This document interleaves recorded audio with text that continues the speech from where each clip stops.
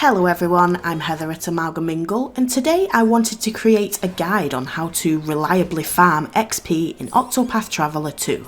There's no denying that this game and its predecessor are quite grindy at times, since the level jumps between each character's chapters can be huge and require the player to sometimes grind 10 levels between chapters. So you can follow this simple guide to make XP farming much less painful and time consuming. First of all, there are two ways to farm XP in Octopath Traveler 2.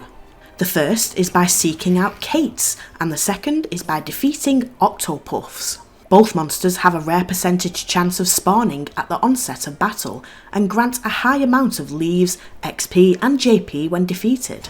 Defeating a normal Cait will grant the player 3000 leaves, 1000 XP and 150 JP, and if you encounter a super rare chubby Cait, then you will be rewarded with 50,000 leaves, 2000 XP and 1000 JP.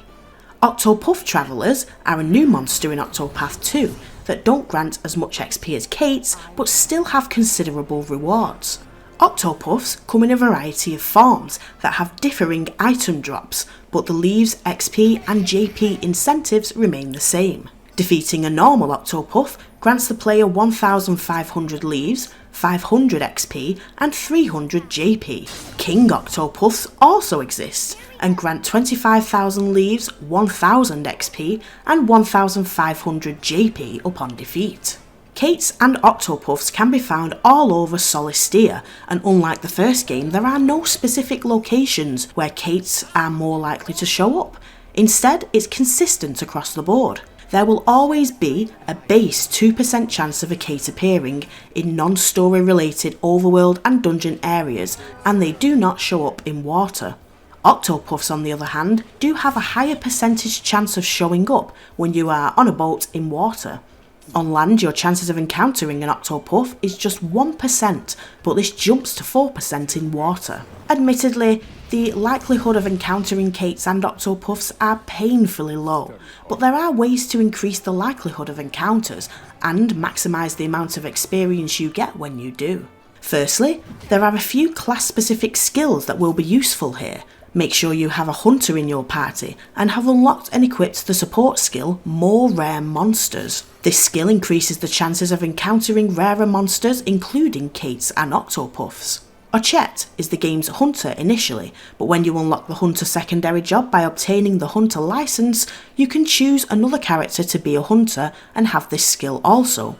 Note that support skills such as this do not stack. According to several online sources, having a dancer in your party for XP farming sessions is a must owing to their Bewildering Grace active skill that has a small chance to transform enemies to Caits or Octopuffs during battle. Please note that I have not had any luck doing this. I tried for about an hour in preparation for this video and not once did any enemies transform into a Cait or Octopuff. Furthermore, this ability is a luck of the draw type of thing and more often than not can cause detrimental effects to your party. You might get the occasional good fortune from it, but as far as I'm aware, the people online claiming this ability has the power to transform enemies to Caits and Octopuffs are either extremely patient people who tried this for longer than an hour, or they are simply misinformed. Let me know in the comments if you've had any success with this. Anyways, these sources do state that this method doesn't always work. It apparently only works on normal enemies and has a random chance of happening when your character's BP is maxed out. Agnia is the game's default dancer, but it's worth considering also having a merchant in the party so that they can use their donate BP skill where it's needed.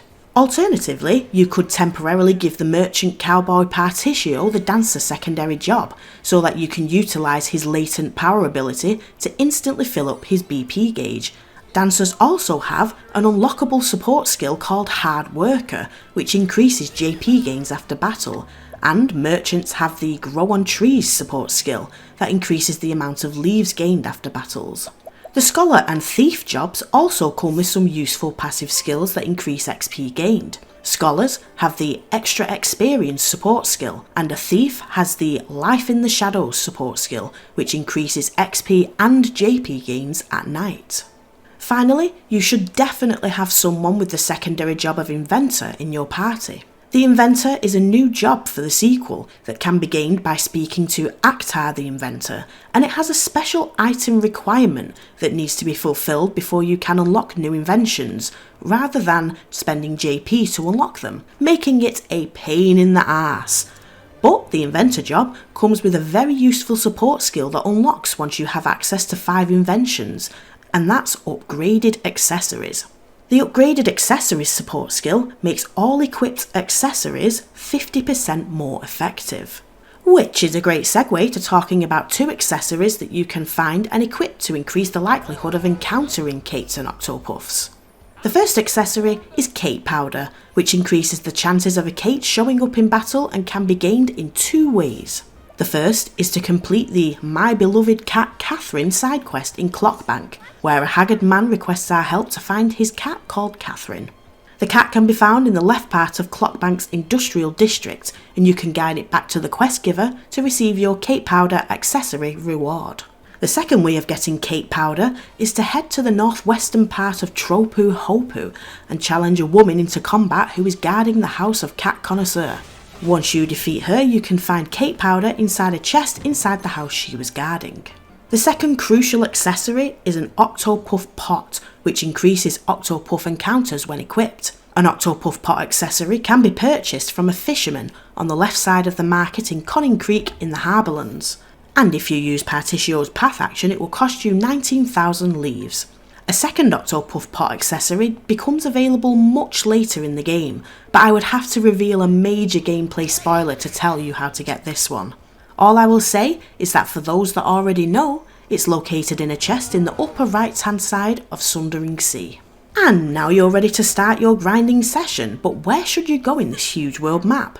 Caits and Octopuffs can spawn pretty much anywhere, but you should definitely stick to an area where you can consistently kill enemies or flee encounters. Caits and Octopuffs will not appear in areas that are tied to the story, so stay clear of those and you should be golden. When you do finally encounter one of these elusive creatures, you will need to defeat them incredibly quickly, because Caits and Octopuffs have very high evasion and they will flee from battle if given the chance, resulting in you losing out on the XP. No, God! Each individual melee hit against a Cait or Octopuff has a low chance of connecting, so it's better to focus on assaults that have no or little chance of missing. Soul Stones are definitely a surefire way to deal a high amount of magical damage and hit the target without fail. But if you don't have any Soul Stones or would prefer not to waste them, then you have several options available. The warrior Hikari can use his abilities to learn new skills, and the most useful skill for defeating Octopuffs and Caits is a skill called Merciless Blade. This skill can be learned from a man who states that he never tires of the sea in Tropu Hopu. The Merciless Blade skill deals a set 3000 damage and never misses. Personally, I find it easier to just use Soul Stones. Anyways, that's all of the wisdom I have to offer in relation to farming XP in Octopath Traveler 2. Make sure you have the right party set up with the complementary support skills I mentioned, equipped accessories, and are prepared to defeat Caits and Octopuffs quickly, and you shall rack up the XP in no time. I do hope that this video has helped, and stay tuned on the channel for more Octopath Traveler and Octopath Traveler 2 related content. I've been Heather at Amalgamingle, and thank you very much for watching.